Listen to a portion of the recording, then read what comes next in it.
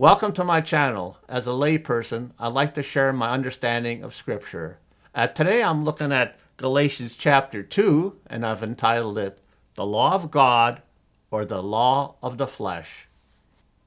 In Galatians chapter 1, Paul lays down the foundation for understanding the rest of Galatians. Paul constantly points out to what that he is teaching does not come from the flesh, but comes through Yeshua the Messiah and God the Father. In verse 1, what I'm teaching is not from men, nor through the agency of men.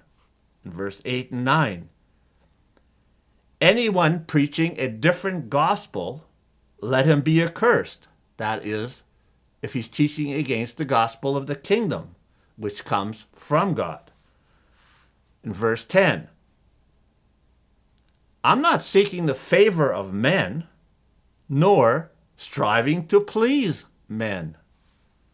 In verse 11, the gospel Paul preached is not according to men. So it can only be according to God if it's not from man. And in verse 14, he spells it out. Judaism is of the flesh, or ancestral traditions that men have come up with are not the instructions of God. After 14 years of preaching the gospel, that is, the gospel about the kingdom, Paul with Barnabas and Titus go to Jerusalem to share with the elders the gospel he had been teaching. To not have Titus subject himself to false brethren and that their man-made teachings of bondage, which they had added to the Torah. Titus was of Greek descent, so as not to give the false brethren credence, he was not compelled to be circumcised. That means that doesn't say he was never circumcised. It's just that he didn't want to give people the impression that he was following the instructions of men, because circumcision to the Judaizers identified them as the son of Abraham, so they felt there was no need for a Messiah.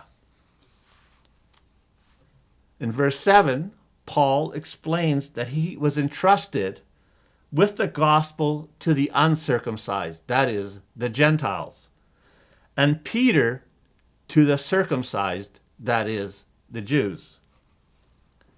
In verse 8 and 9 of Galatians 2, we read, James, Peter, and John, who were the pillars of the sect called the Way, gave to Paul and Barnabas the right hand of fellowship, that they would preach the gospel to the Gentiles. And again, the gospel, the good news, is that there would be a kingdom where God's family would be, and the King of Kings, Yeshua, would rule the world from. In verse 11 to 15, we read where Paul confronts Peter, who used to eat with the Gentiles, and then refrained from doing so because of his fear of the circumcision party.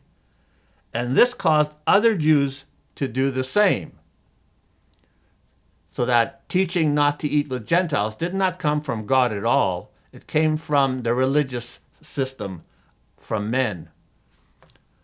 Paul had the truth on his side, since the scriptures state that we are to fear God, to keep his commandments and not the commandments of men. In verse 14 and 15, Paul says to Peter, if you, Peter, being a Jew, live like the Gentiles, that is, free from the oral law, which the Jews were under a bondage, and God's law had made them free from that bondage, and not like the Jews that are subject to that oral law, or the law of the flesh, how is it that you compel the Gentiles to live like the Jews? And that would be a bondage of segregation. And that was taught by men. It was not taught by God.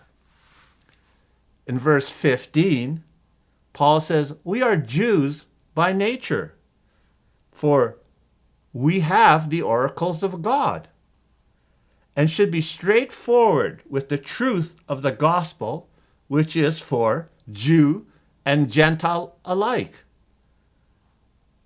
We should know better.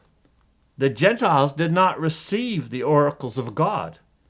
It is up to us to live out the Torah as a witness and not mislead the Gentiles by segregation, for in the Messiah we are all one.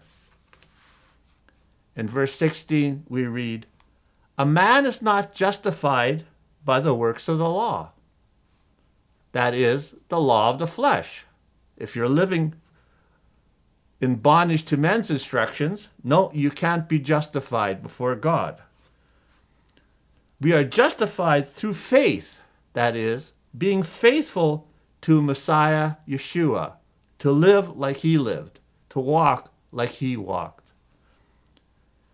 Having believed, that is, obedience in Messiah Yeshua, that we are justified by faith, that is, being faithful.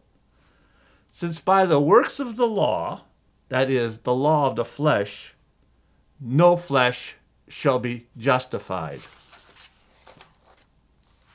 In verse 17, we read, if we are seeking to be justified in the Messiah, in his death and resurrection, and that is our justification to keep on sinning, that is, to transgress the Torah, is the Messiah then teaching us to sin?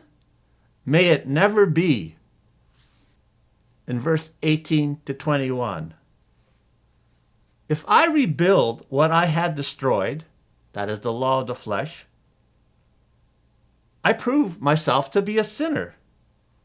This is, of course, in reference to Peter reverting back to Judaism when separating himself from the Gentiles. For through the law, that is God's law, I died to the law, that is the law of the flesh, the teachings of men, so that I might live to God. It is impossible to live to God and to man. To live to man, that is, to live by the instructions of men, is plain and simply the rejection of God. In verse 20, it states, I have been crucified with Messiah. My life is no longer mine, but his. And when I live in the flesh, that is sin, I live, or turn back to be faithful to the Son of God. It is he who loved me and delivered himself up for me. It is not man who delivered himself up for me. So why would I teach? It is not man who delivered himself up for me. So why would I follow or teach the follies of the flesh? In verse 21, I refuse to nullify the grace of the Lord if salvation comes through the obedience to the law of the flesh, that is, Judaism, then our Messiah died needlessly. Thank you for watching. If you liked what you heard, share with someone. If not, share with everyone.